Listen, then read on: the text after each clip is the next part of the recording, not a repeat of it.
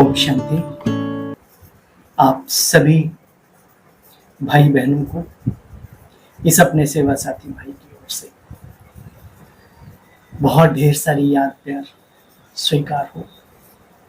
आप जहां से भी हैं, आप जो भी हैं, बाबा के सिकीलदे रतन हैं और हमारे मीठे मीठे बहन भाई हैं।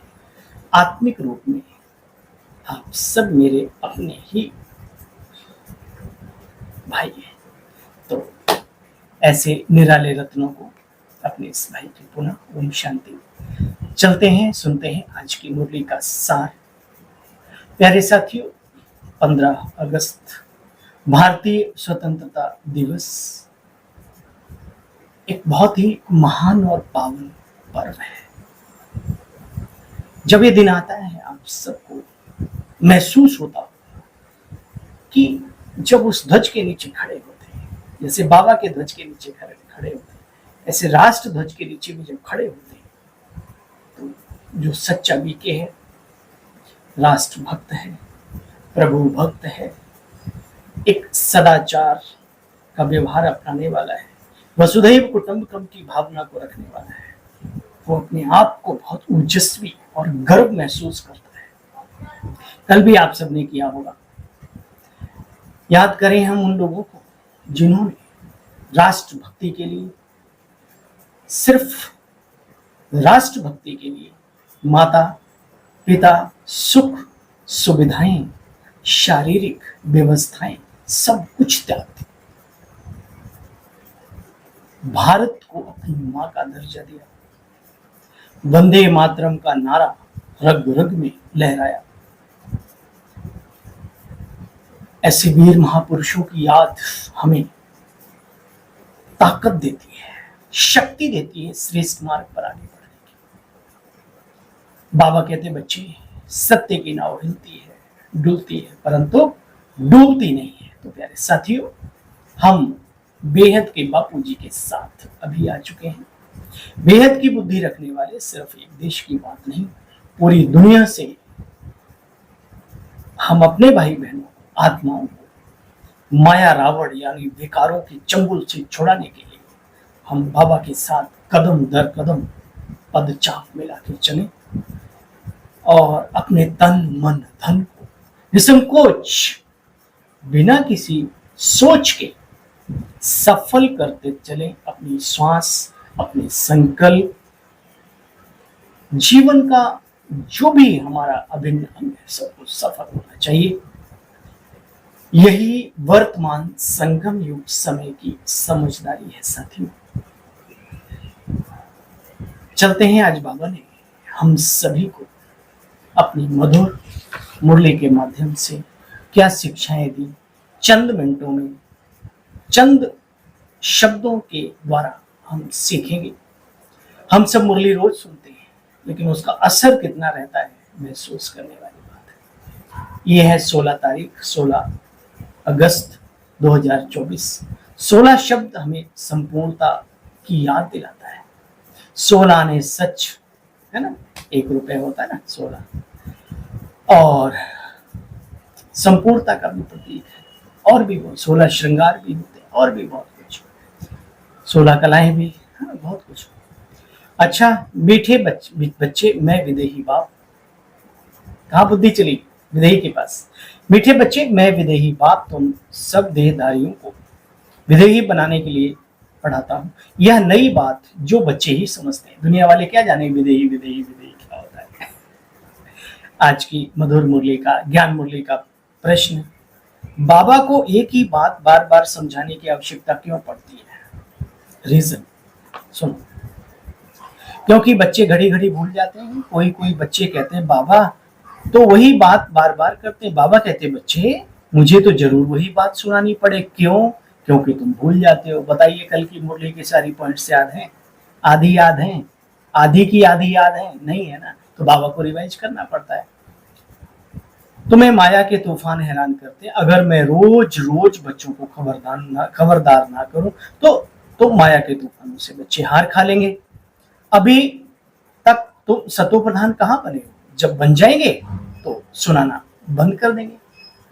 दूसरा, जो नए नए बाबा के रतन आ रहे हैं उन्हें भी तो बाबा के महावाक्य सुनने हैं ना, इसलिए बाबा रिवीजन रिपीटिशन करते रहते हैं। ओम शांति। इसको विचित्र रूहानी पढ़ाई कहा जाता है। ये नई बात सुनकर मनुष्य मूझ जाते। तुम्हारे में भी नंबरवार पुरुषार्थ अनुसार इन बातों को समझते।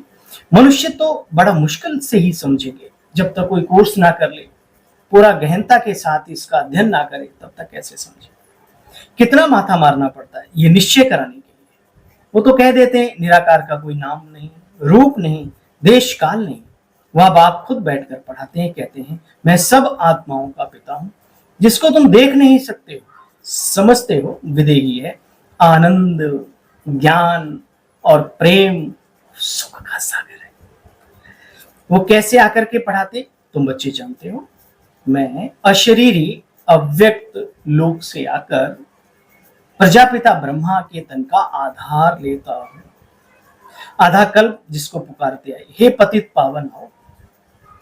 किसी देहधारी को तो नहीं पुकारा। तुम हो एक अगोचर सबके प्राणपति। अगोचर जो इन नजरों से नहीं दिखता, दूर देश का रहने वाला, तो किसी देहधारी को तो नहीं पुकारा ना। बाबा कहते बच्चे सर्व की सदगति करने के लिए मुझे आना पड़ता है। तो बच्चे पहला पहला निश्चय ये चाहिए कि वही सर्व का सदगति दाता है। कौन? शिव बाबा।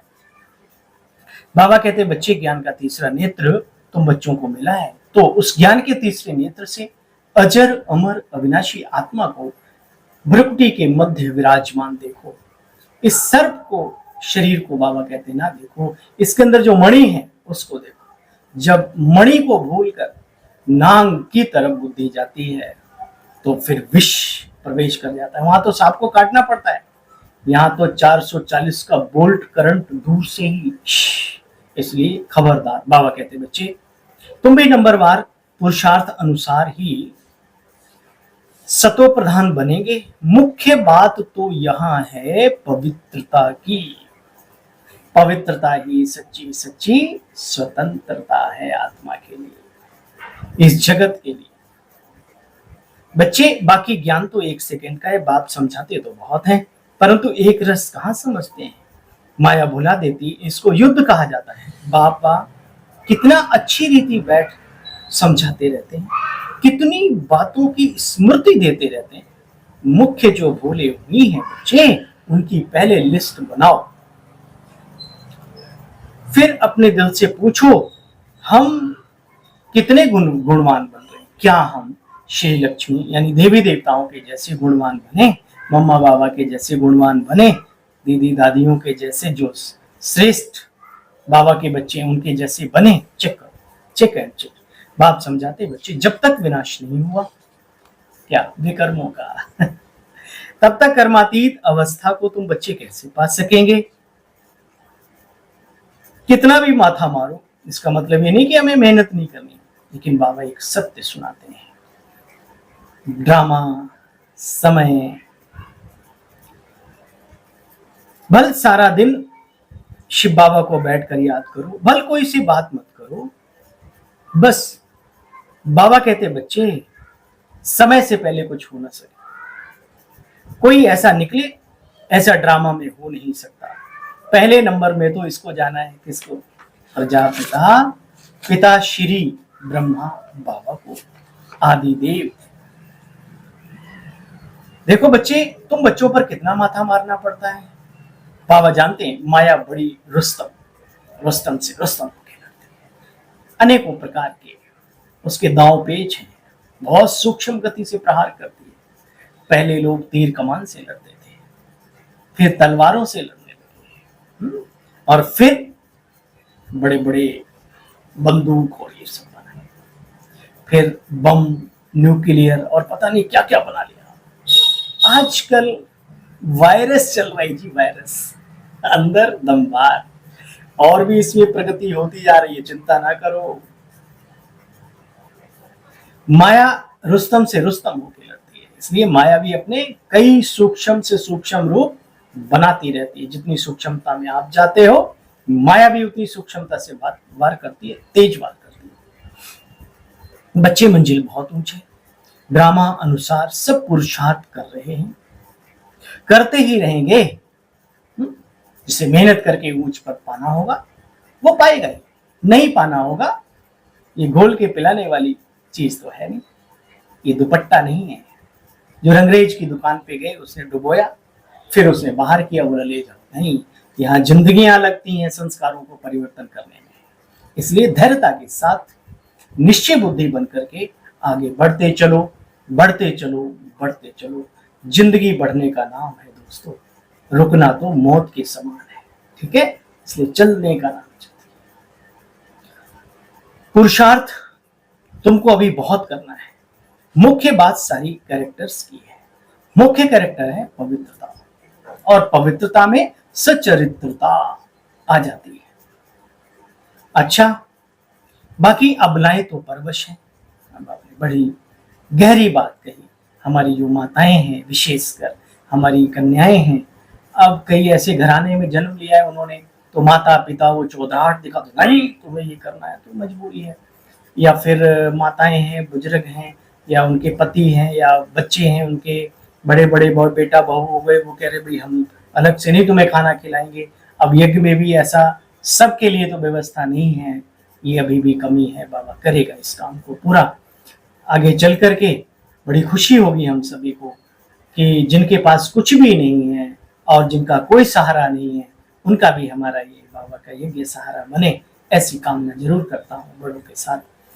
अगर ये बात पहुंच जाए तो बड़े दिल वाला बाबा जरूर हम सबकी कामना को पूरा करेगा। तो प्यारे बहनों और भाइयों, उनकी मजबूरियां होती हैं, इसलिए बाबा कहते अबलाएं बेचारी परवश हैं, क्या कर सकती हैं। तुम जानते हो बाप तुम बच्चों को भिन्न भिन्न प्रकार से रोज समझाते रहते हैं, मीठे मीठे बच्चों अपने आप को सुधारते जाओ। अच्छा, मीठे मीठे स्किल दे बच्चों प्रति माता पिता बाप दादा का याद प्यार, गुड मॉर्निंग। रूहानी बाप की रूहानी बच्चों को नमस्ते। हम सब रूहानी बच्चों की रूहानी बाबा को भी नमस्ते। थैंक यू, शुक्रिया मीठे बाबा। आज सार है, सार ही सुना, सार का भी सार सुनेंगे। ज्ञान के तीसरे नेत्र से आत्मा को देखना है, जिस्मानी नेत्रों से जिस्म, जिस्मानी नेत्रों से देखना है ना जिस्म को देखना है। अशरीरी बनने का बच्चे अभ्यास करना है। अपने दिल से पूछना है कि हम गुणवान कहां तक बने, क्या हम सर्व प्रिय बने। सर्व प्रिय ही प्रभु प्रिय बन सकता है। कोई एक भी आपकी जिंदगी से नाराज ना हो, कुछ ऐसा सोचो, कुछ ऐसा पुरुषार्थ करो। हम दिल से पूछना है, अपने दिल से, हम गुणवान कहां तक बने। आज मधुर मुरली का वरदानी बाबा का वरदान है हम सबके लिए, सदा केयरफुल रहे, टेंशन दे करके रहो, एक्टिव अलर्ट रहो, सदा केयरफुल रहे, माया के रॉयल रूप की छाया से भी सेफ रहने वाले माया प्रूफ आत्मा का। बाबा कहते बच्चे वर्तमान समय माया रियल समझ को, महसूसता की शक्ति को गायब कर रही है। रॉन्ग को राइट और राइट को रॉन्ग अनुभव कराती है। जैसे कोई जादू मंत्र करते हैं ना तो परवश हो जाते हैं, ऐसे रॉयल माया रियल को समझने नहीं देती। इसलिए बाप दादा रोज डबल अंडरलाइन करा रहे हैं, अटेंशन दिला रहे हैं, बच्चे ऐसा केयरफुल बनो जो माया की छाया से सेफ रहो, माया प्रूफ बन जाओ। दूसरों विशेष मन बुद्धि को बाप की छत्र छाया के सहारे में ले चलो। बाबा बाबा और बाबा, दूसरा कोई नहीं। निश्चय के साथ बाबा और बाबा की बातों पर पूरा निश्चय, हर बात पर निश्चय। स्लोगन है आज की मुरली का, जो सहज योगी हैं उनको देखकर दूसरों का भी योग सहज लग जाता है। तो क्या करना है, सहज योगी बनने का अभ्यास करना है। ओम शांति। कल पुनः मिलते हैं बाबा की मधुर मुरली का सार लेकर। तब तक आप भी पुरुषार्थी और हम भी पुरुषार्थी, आप भी मेहनत करें और हम भी मेहनत करते हैं। ठीक है, अच्छा।